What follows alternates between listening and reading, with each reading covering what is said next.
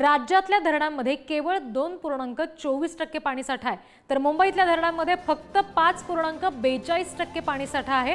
राज्यभरात अनेक धरणं कोरडी पडलेली आहेत। पावसानं हुलकावणी दिलेली आहे अजूनही आणि त्याच्यामुळे प्रचंड चिंता पाण्याविषयीची आहे, पाणीसाठ्याविषयीची आहे। मुंबईतील 7 पैकी 2 धरणं पूर्णपणे कोरडी ठाक पडली आहेत आणि उर्वरित 4 धरणांमध्ये मिळून फक्त 5.42% पाणीसाठा आहे। बीड, संभाजीनगर, धाराशिव, नांदेड, लातूरच्या धरणांमध्ये अत्यंत कमी पाणीसाठा आहे। त्यामुळे पाणी टंचाईचं तीव्र संकट हे संपूर्ण राज्यभरामध्येच आहे असं म्हणावं लागेल।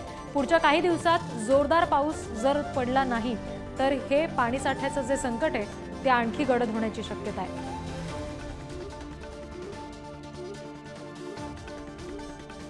दरम्यान मुंबईला पाणी पुरवठा करणाऱ्या धरणांमध्ये नेमका पाणीसाठा किती आहे बघूया। अप्पर वैतरणा 0 पाणीसाठा आहे। मुंबईला पाणी पुरवठा करणारे हे धरण आहेत। भातसामध्ये सुद्धा 0 पाणीसाठा आहे। अप्पर वैतरणा आणि भातसा दोन्हीमध्ये 0 पाणीसाठा आहे। मोडकसागरमध्ये 20,460 दशलक्ष लिटर पाणी आहे। तानसामध्ये सुद्धा 32,336 दशलक्ष लिटर पाणी आहे। मध्य वैतरणामध्ये 1,08,635 दशलक्ष लिटर पाणीसाठा आहे। विहारमध्ये सुद्धा 5,083 दशलक्ष लिटर,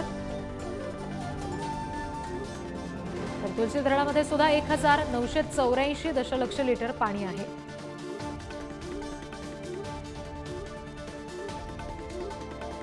प्रतिनिधी जितेंद्र शिंगाडे आपल्याशी जोडले गेलेले आहेत, त्यांच्याकडून याबाबतचे अपडेट्स आपण घेणार आहोत। जितेंद्र, जी आकडेवारी सध्या आपण बघितली फार चिंताजनक आहे। अक्षरशः 2 धरणांमध्ये 0 पाणीसाठा आहे। येत्या काही दिवसात दमदार पाऊस पडला नाही तर नेमकी काय संकट येऊ शकतात? रिद्धी, जून महिन्याचे 16 दिवस निघून गेलेले आहेत, मात्र मान्सून अजूनही अनेक भागांमध्ये पूर्णपणे पोहोचलेला नाही, ज्यामध्ये पूर्व विदर्भ असेल किंवा खानदेश असेल।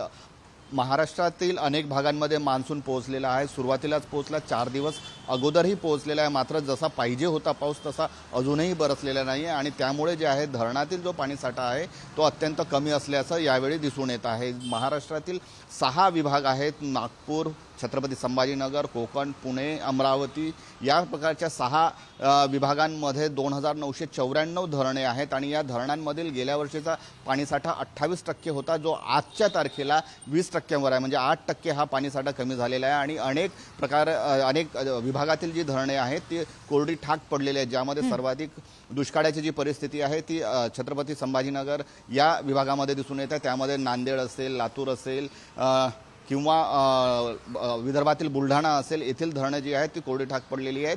अनेक ठिकाणी पाण्याची कमतरता आहे, पाऊस अजूनही आलेला नाही आहे। काही ठिकाणी तुरळक पाऊस झालेला आहे, थोडा थोडा पाऊस येतोय, मात्र जुलै महिन्यात पाऊस बऱ्यापैकी बरसेल अशी शक्यता हवामान खात्याने व्यक्त केलेली आहे। यावर्षीचा जो पाऊस आहे तो 106% राहील असाही अंदाज हवामान खात्याने वर्तवलेला होता। त्यामुळे आता धरणांतील जी पाणी आहे त्याचं नियोजन करण्याची जबाबदारी स्थानिक प्रशासन आणि जलसंपदा विभागावर आहे।